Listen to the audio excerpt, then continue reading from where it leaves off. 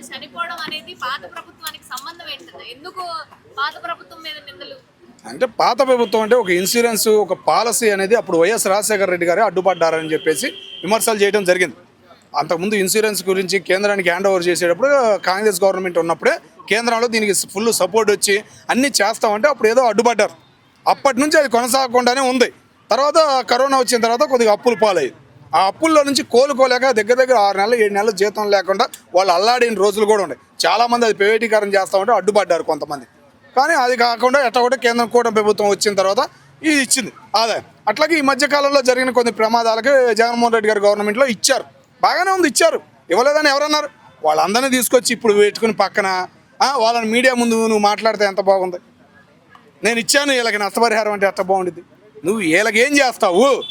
కూటమి ప్రభుత్వాన్ని ఏం నిలదీస్తావు? నష్టపరిహారం చేయమని చెప్పి డిమాండ్ చేయాలి. కానీ నేను ఇచ్చాను అని తీసుకొచ్చి నీ లెక్కలన్నీ చెబితే మీడియా ముందు ఎట్లా అనిపించింది?